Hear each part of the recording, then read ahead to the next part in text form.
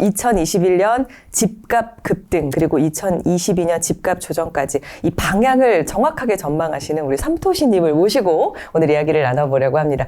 삼토시라는 필명으로 네이버 블로그와 여러 카페에 좀 정기적으로 부동산 관련 글을 쓰고 있고 부동산 관련 책도 쓰고 있는 삼토시라고 합니다. 자, 2024년 올 한 해가 좀 어떻게 흘러왔는지 그 진단도 한번 받아보고 싶고 앞으로 2025년 부동산 시장 전망을 또 어떻게 보고 계신지도 한번 들어보고 싶어요. 좀 간단히 말해보면은 2024년은 아무래도 서울 중심으로 말씀드리면 6, 7월에 이제 급등을 했고 현재는 그 급등의 피로감이 누적된 상태라고 판단이 됩니다. 네. 왜냐하면 지금 시장이 저는 앞으로 당분간 좀 출렁거릴 거라고 생각하거든요. 사실 지금 뭐 시국이 좀 비상시국인 점도 있지만 그 전에 이미 시장이 좀 정체 기미를 보였고 제가 내년 상반기까지가 좀 내 집 마련 또는 갈아타기 적기라고 보고 있는 이유가 2018년 말에 헬리오시티가 입주했을 때를 좀 돌이켜보시면 좋을 것 같은데 네. 그때 헬리오시티가 입주하고 6개월 동안 서울 부동산 자체가 조정장이었거든요. 네. 헬리오시티 9,510세대와 레미안 명일역 솔베뉴 그 다음에 개포 레미안 블레스티지 합쳐서 13,000세대가 6개월 동안 입주했거든요. 네. 근데 지금 2024년 11월 30일부터 둔촌 올림픽 파크 포레온 12,000세대가 입주를 시작했고 그 다음에 뭐 장위, 휘경 반포 등에서 추가적으로 11,000호 정도가 또 입주를 6개월 내에 하거든요. 아까 말씀드린 헬리오시티와 6개월 동안 13,000세대가 입주했는데 2024년 11월 말부터 6개월 동안 23,000세대가 입주합니다. 입주 물량이 갑자기 2배 가까이 과거에 비해서 좀 뛰는 부분이 있고 전세가율도 헬리오시티 입주 때는 59%였거든요. 네. 근데 지금은 54%입니다. 그러니까 매매가를 지탱하는 전세가의 힘이 6년 전부터 좀 약하거든요. 그렇죠. 그런 상황에서 입주 물량이 갑자기 2배 가까이 되기 때문에 2018년 말, 2019년 상반기 때보다 2025년 상반기가 좀 더 시장이 출렁거림이 있지 않을까. 지금까지는 그렇게 입주 물량이 갑자기 몰린 경우가 좀 오랜만이거든요. 오랜만이죠. 6년 전에 비해 다시 6년 만에 찾아온 셈인데 그 오랜만에 찾아온 일시적인 과공급 구간? 그 구간이 내 집 마련의 적기가 아닌가 그렇게 생각을 합니다. 2008년 금융위기 이후에 2012년부터 2014년까지 공급이 완전히 이제 줄었던 시기가 있었는데 그때도 부동산 하락장이었다. 네, 이런 얘기들을 해요. 그래서 지금부터도 2025년 이후도 공급이 줄니까 하락장일 수 있다는 의견들이 있는데 네. 저는 좀 그렇게 보지 않는 게 사실은 2010년부터 13년까지 이제 공급이 줄었는데 그때 집값이 내려갔는데 수도권은 그때 사실은 특히 서울에 전세가율이 말도 안 되게 낮았거든요. 매매가에서 전세가가 차지하는 비율이 40% 미치였기 때문에 그만큼 전세가 대비 매매가의 버블이 엄청 낮기 때문에 공급이 줄어도 그 버블이 꺼졌다 보니까 공급이 줄어도 효과를 발휘를 못한 거죠. 당시는 이제 전세가율이 40% 미치였는데 지금은 서울 기준으로 전세가율이 54%입니다. 전세가율이 중장기 평균에 수렴을 했거든요. 54%인 상황에서 공급 부족이 나타나면 결국 공급 부족은 전세가부터 자극을 시킬 거고 전세가율 자체가 이미 54%이기 때문에 전세가율이 자극을 받아서 올라가면 매매가도 밀어 올리는 상황이 과거보다 발생할 수밖에 없는 그런 상황이라고 생각이 됩니다. 공급이 감소를 하면 사실은 공급과 밀접한 상관관계가 있는 건 전세가거든요. 공급이 줄어들면 전세가가 오르는 경우가 대부분인데 공급이 줄면은 전세가가 오르고 그러면 매매가에서 차지하는 전세가의 비율, 즉 전세가율이 먼저 올라가게 되죠. 지금도 전세가율이 과거 20여 년간의 중장기 평균 수준인데 그 전세가가 자극을 받아서 전세가율이 올라가면 결국은 매매가에서 전세가가 차지하는 비율이 올라가는 거니까 사람들이 이 정도 가격에 전세에 살 바에는 가격을 돈을 더 보태서 매매로 갈 수 있는 매매 수요로 이동이 원활해지기 때문에 전세가율의 상승은 결국 매매가의 상승으로 이어질 가능성이 높아진다 이렇게 생각을 합니다. 실제로 인구수는 계속 줄어들 거고 집을 살 사람들 점점 줄어드니까 미래를 내다봤을 때도 그렇게 생각하시는 이유가 있으실까요? 사실 우리나라도 2022년부터 인구 감소가 시작됐고 일본이 먼저 인구 감소를 시작했거든요. 그 일본의 사례를 좀 눈여겨볼 필요가 있는데 일본이 2005년에 현대에 들어서 처음으로 인구가 잠깐 감소했고 그 다음에 정체하다가 2011년부터 감소를 시작했거든요. 네. 부동산 가격 추이를 보면 도쿄와 수도권 도시들 간의 가격 차이도 2011년부터 차이도 점점 많이 벌어졌습니다. 그 이유를 돌이켜보면 KB증권에서 얼마 전에 그 2000년 일본 부동산이 2024년 우리에게 알려주는 것 이런 보고서를 냈어요. 그 내용을 보면 결국은 생산 가능이고 일해야 되는 사람이 부양해야 할 대상이 점점 많아지면 이제 세금 지출의 효율성이 되게 중요해지거든요. 부양 대상자, 어떻게 보면 고령자 분들이 흩어져 살면 세금 효율이 너무 떨어지는 거죠. 그래서 일본 정부는 2000년에 컴팩트 시티라는 구상을 발표하는데 이제 모여 살아라. 흩어져 있지 말고 모여 살아라. 전국적인 균형 개발을 약간 포기하는, 왜냐하면 전국적으로 다 돈을 뿌릴 수 없는 상황이 되니까 세금이 없어서 모여 살게 하면서 중심지로 이 고밀도 개발을 시작하겠다는 구상을 내놓거든요. 그 말인즉슨 핵심지로 모여 살으라는 뜻이 됩니다. 우리나라는 아직 그런 상황까지 안 갔지만 결국은 일본과 같은 경우가 올 수밖에 없거든요. 전국적인 균형 개발을 포기하는 순간이 인구 감소 때문에 언젠가 오게 되고, 그렇게 되면은 핵심지로 좀 몰려들 수밖에 없고, 그래서 인구 감소가 될수록 핵심지와 비핵심지 차이가 벌어지는 그런 상황이 좀 초래될 거라고 봅니다. 전국의 하위 20% 아파트 대비 상위 20% 아파트 매매가 배율이 2017년에 4.7배였거든요. 근데 지금은 10.9배입니다. 7년 만에 4.7배에서 10.9배가 됐거든요. 네. 이미 양극화가 되게 심해지고 있는데 인구 감소가 심해질수록 차이는 더 벌어질 수밖에 없다. 인구 감소가 될수록 외곽 지역의 인프라는 점점 더 약해질 것이기 때문에, 제가 몇 달 전에 한 인구 30만 정도 되는 지방 중소도시를 장례식 때문에 간 적이 있는데, 네. 그 역이면 주변이 가장 번화가야 되는데 그럼요. 그 역 주변이 밤에 제가 갔거든요. 네.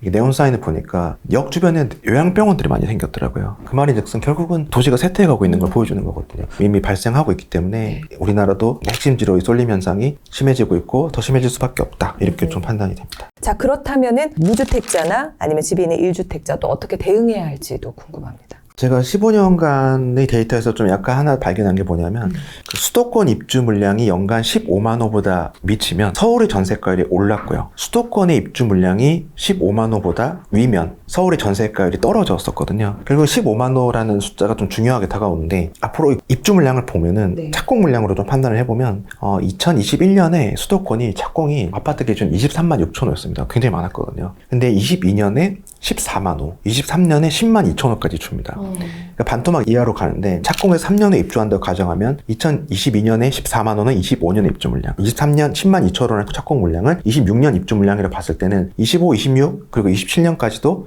입주 물량이 15만 호 밑으로 갈 거거든요. 그러면 25, 26, 27년의 전세가율은 올라갈 가능성이 높다. 그런데 전세가율이 이미 54% 중장기 평균이기 때문에 이보다 전세가율이 더 오른다면 매매가를 위로 자극시킬 토양이 조성된다. 좀 이렇게 생각이 됩니다. 그래서 제가 25년 상반기가 좀 적기라고 판단하는 이유가, 이제 공급이 25, 26, 27 갈수록 주는데, 네. 제가 아까 말씀드린 서울의 25년 상반기까지 일시적 과공급 구간이거든요. 중요한 건 서울을 포함한 수도권 입주 물량은 25, 26, 27 계속 줄거든요. 서울의 입주 물량이 갑자기 많은데 수도권 입주 물량이 줄어든다는 건 서울의 하반 경직성이 세진다는 거거든요. 아까 말씀드린 빙하기 속에서 온탕이 끓기 시작한다는 건 서울의 입주 물량이 갑자기 많아지니까 6개월 동안 서울이 빙하기가 오는데 서울을 밑에서 받쳐주는 수도권의 입주 물량이 감소하기 때문에 밑은 끓기 시작한다는 의미가 됩니다.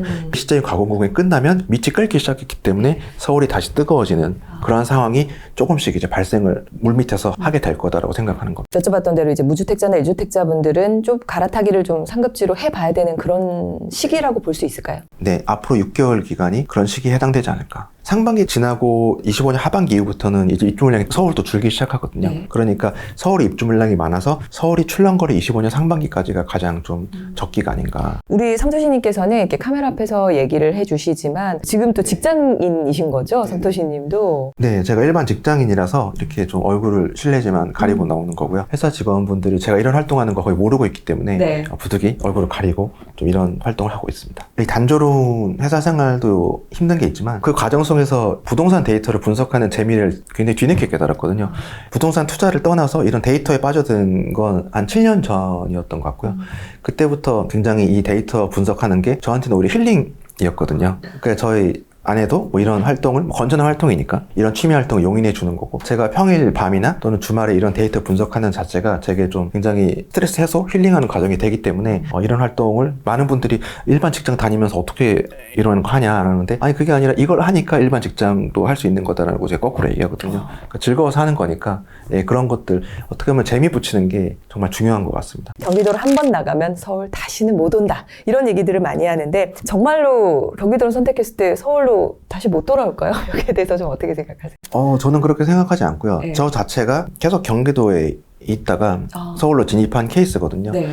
그러니까 결국은 그 타이밍이 굉장히 중요한 거고, 다만 서울로 바로 갈 수 없는 상황이다라고 했을 때는 경기도에서 상급지도 충분히 좋은 선택이 될 거라고 생각합니다. 근데 아까 정해진 호재라고 말씀드렸듯이 그런 교통망의 개선이 있는 곳 또는 자체적으로 일자리가 늘어날 곳이 보이는 지역으로 경기도로 가시면 서울 이상 또는 서울만큼이나 상승률을 누릴 수 있을 거라고 생각하거든요. 네. 그런 거를 봤을 때는 경기도에 있다고 해서 결코 서울로 진입할 수 없는 상황이라는 건 저는 좀 그렇지는 않을 거라고 생각합니다. 경기도는 서울과 달리 공급이 좀 더 늘어날 여지가 있는 곳들이 많기 때문에 특히 3기 신도시가 착공을 한다면 3기 신도시 주변을 조심하실 필요가 있습니다. 왜냐하면 공급 대규모 신도시 공급 영향을 보면은 2017년부터 2020년까지 대전이 주요 광역시 중에 상승률이 제일 안 좋았거든요. 네. 세종시 영향이 컸기 때문에 수요가 분산이 된 거죠. 그래서 마찬가지로 위례가 입주를 할 때 판교가 안 좋았습니다. 판교에서도 많이 넘어갔거든요. 위례로. 위례에 입주할 때 서울과 판교 상승률을 보니까 서울이 훨씬 높았어요. 판교는 저조했거든요. 영향을 받아서. 대전도 세종 입주 시기 때 굉장히 저조했거든요. 상승률. 오르긴 올랐으나 딴 데보다 훨씬 덜 올랐습니다. 마찬가지로 3기 신도시 입주를 하면 아무래도 주변 지역의 수요를 빨아들이기 때문에 3기 신도시 아직 착공을 본격적으로 안 했지만 착공하게 되면은 그 주변 지역은 좀 조심하실 필요가 있습니다. 같은 경기도라도. 사실 예전에는요, 뭐 서울에 집 살 돈이 없으면 경기도라도 가야겠다, 뭐 이런 느낌이었다면 요즘은요, 뭐 서울 외곽이나 경기도 메인 집값이 거의 비슷해졌거든요. 근데 실제로도 진짜 비슷한지, 만약에 비슷하다면 이제 무주택자나 1주택자 입장에서 어떻게 갈아타기를 좀 해야 되는지도 궁금해요. 사실 얼마 전까지만 해도 서울이 무조건 타 지역을 압도하는 그런 게 이제 대세 여론이었는데 그 말씀하신 것처럼 어느새 경기도의 핵심지가 서울의 웬만한 지역 수준으로 올라온 상황이 맞거든요. 그러니까 제가 봤는데 서울의 중위 아파트, 그러니까 딱 중간 가격대 아파트와 경기도의 상위 20% 아파트의 가격대 추이를 좀 봤는데 2021년 말까지는 서울의 중간 가격 아파트가 경기도 상위 20%를 앞섰거든요. 근데 점점 따라잡더니 2022년 말부터는 경기도 상위 20%가 서울 중위 가격 아파트를 추월하기 시작했고 지금은 조금씩 그 차이를 벌려가고 있습니다. 경기도 상위 20%가 더 비싼 거죠. 그러니까 그거는 사실은 큰 측면에서는 이렇게 받아들일 수 있는 게 갈수록 수도권과 서울의 접근성을 강화시켜주는 교통 인프라가 확충이 되면서 경기도 핵심지, 웬만한 핵심지가 서울의 비핵심지보다 좋아지는 상황이 발생하고 있다고 생각해요. 그 동탄역 롯데캐슬이라는 아파트 단지가 있는데 지하 주차장으로 가보면 SRT GTX가 다니는 동탄역과 지하 주차장이 연결이 돼 있거든요. 그 말인즉슨 2028년에 삼성역이 개통이 되면 동탄역 롯데캐슬에 사시는 분이 코엑스에 약속이 있다. 근데 태풍이 왔어요. 근데 그분은 거기 사시는 분은 우산이 필요 없는 거죠. 지하 주차장으로 가서 GTX-A 타고 삼성역에 가서 만나고 다시 GTX-A 타고 돌아오면 되니까 동탄역 롯데캐슬에 사시는 분은 그러한 이점이 있기 때문에 서울의 웬만한 곳보다 그런 강남에 대한 접근성이 좋아지기 때문에 그런 인프라의 확충이 집값에 좀 반영이 된 게 아닌가 이렇게 생각이 되고요. 과천 푸르지오 서밋도 지하주차장이랑 과천역이랑 이어져 있더라고요. 그러니까 4호선 통해서 웬만하면 서울에 있는 다른 분들 훨씬 빨리 도착할 수 있고 그런 인프라의 확충을 좀 눈여겨보시고 경기도의 단지들도 좀 고르실 필요가 있다. 굳이 서울에 고집할 필요는 없다. 이렇게 생각합니다. 어떤 분이 무주택자인데 저 서울 어느 곳이랑 경기도 중심지랑 어떻게 결정할까요? 라고 만약에 질문을 한다면 선도 씨 어떻게 대답해 주시겠어요? 서울과 경기도의 그 주변 지역의 향후 공급량. 서울 대비 경기도 약점은 공급이거든요. 서울은 이제 재건축 재개발 외에는 공급이 늘어나지 못하기 때문에 공급이 제한적인데 경기도는 사실 아직도 지어지고 있죠. 네, 그렇죠. 그래서 서울에 관련된 경기도 인프라가 좋아지는 면이 있다 하더라도 주변 공급량을 좀 눈여겨보실 필요가 있습니다. 왜냐하면 그 경기도 핵심 단지들이 그 지역에서 유독 비싼 단지들이거든요. 판교 푸르지오 그랑블, 동탄역 롯데캐슬, 뭐 광교 중흥 S클래스. 그만큼 인프라가 집중돼 있는 거거든요. 그러니까 그런 단지 외인 곳은 왜 향후 공급이 얼마나 증가하는지를 눈여겨보실 필요가 있습니다. 제가 옛날에 처음 주택을 산 게 2007년이었는데 수원 영통을 처음 샀거든요. 근데 제 나름대로는 직주 근접이다. 삼성전자가 근처에 있으니까 직주 근접이고 수원 영통 학군지니까 괜찮다 했는데 2년 뒤에 4km 떨어진 동탄 1신도시 입주하는 걸 제가 생각 안 한 그 불인이로서 그 직격탄을 제가 2009년에 제대로 맞았거든요. 그 아픈 기억이 있기 때문에 당연히 경기도는 특히 주변 지역 공급을 좀 눈여겨보실 필요가 있을 것 같습니다. 그러면 앞으로 이제 서울의 이 핵심지, 중심지가 서울만큼 만약에 좀 자리를 잡고 가격이 그렇게 방어가 된다면 어떤 일이 좀 벌어질지도 궁금해요. 서울과 경기도의 위치가 좀 대등해진다는 얘기인데 그런 시기가 올기는 좀 아직 먼 건 사실이고요. 왜냐하면 출근 시간대 경부 고속도로를 보면은 아무래도 하행선보다 상행선이 훨씬 막히거든요. 서울의 직장이 아직도 더 많다는 얘기겠죠. 그렇죠. 지금 제가 경기도와 인천에서 서울로 통근 통학하는 인구 추이를 계속 보고 있는데 15년간 그 140만 명대를 유지하고 있습니다. 관공서가 많이 내려가고 세종이 생기고 뭐 이런 식으로 해도 아직도 인천과 경기도에서 140만 명대의 사람들이 서울로 통근 통학을 하고 있거든요. 저는 그분들이 서울이 어떻게 보면 잠재 매수 대기 수요다. 경기도에서 서울로 통근 통학하는 길이 그렇게 녹록지는 않습니다. 서울이 매매가가 내려가거나 임대료가 내려가면 서울로 주거지를 옮길 만한 대기 수요가 있는 분이 140만 명이라 저는 생각하거든요. 그런 측면에서 봤을 때는 아직도 서울이 좀 탄탄하다. 그런 부분이 해소가 되려면 되면 경기도에 좀 더 많은 양질의 직장이 생겨야 되는 것이고,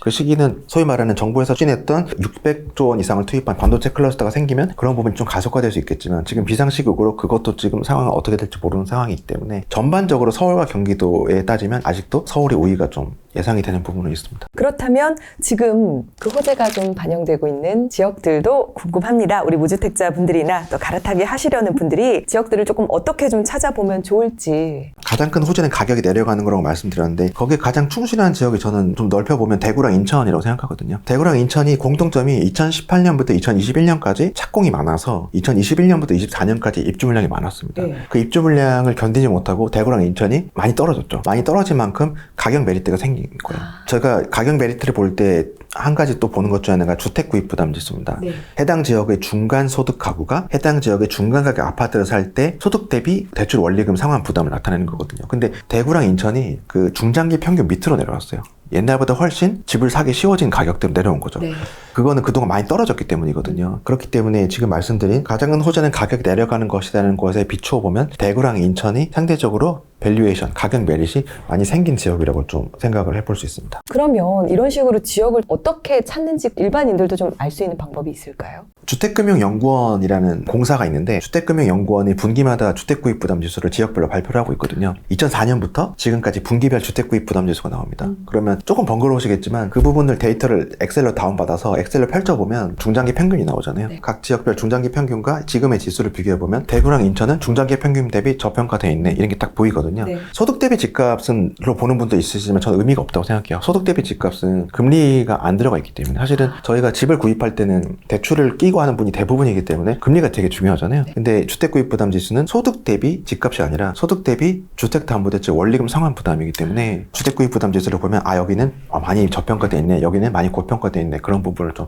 확인할 수 있을 것 같습니다. 예를 들자면 2020년 초반에 지금 말씀드린 방법으로 이제 각 지역별로 드래그를 해봤을 때 네. 인천이 중장기 평균 대비 제일 저평가가 돼 있는 거예요. 그래서 2020년에 책을 쓸 때 인천이 너무 저평가되어 있는 걸 발견하고 신나서 막 책에다 쓰고 있었는데, 그 집필 기간에 폭등을 해버린 거죠. 인천이 원고를 다시 수정을 대폭적으로 할 수밖에 없었던, 결국은 그런 지수를 봤을 때 저평가 고평가인 곳이 좀 나온다고 생각을 하거든요.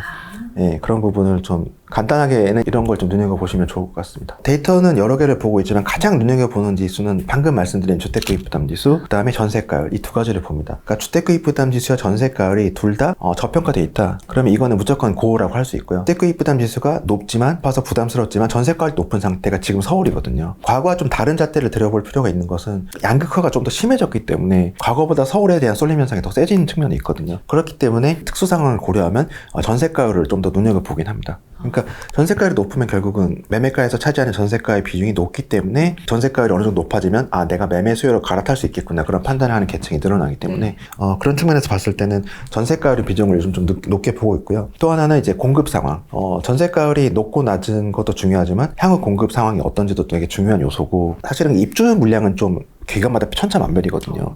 그러다 보니까 저는 국토교통부 통계 누리를 가보시면 거기에 이제 각 지역별 착공 물량이 나옵니다. 네. 그거에서 저는 이제 약 3년 정도 더해서 이때는 이 정도 입주하겠구나, 이런 걸 좀 판단해서 보는 것도 중요할 것 같은데, 일부에서도 말씀드렸던 것 같이 25년은 서울이 잠시 공급이 늘어나지만 수도권 입주 물량이 줄기 때문에 서울이 잠시 출렁거림 속에서도 밑은 탄탄해지는 상황이 25년이거든요. 근데 26년은 서울도 수도권도 입주 물량이 급감을 하기 때문에 26년 이후는 상방 탄력을 굉장히 많이 받을 상황이 예상이 되기 때문에 25년을 좀 매수 적기로 보는 이유가 그런 부분에 있습니다.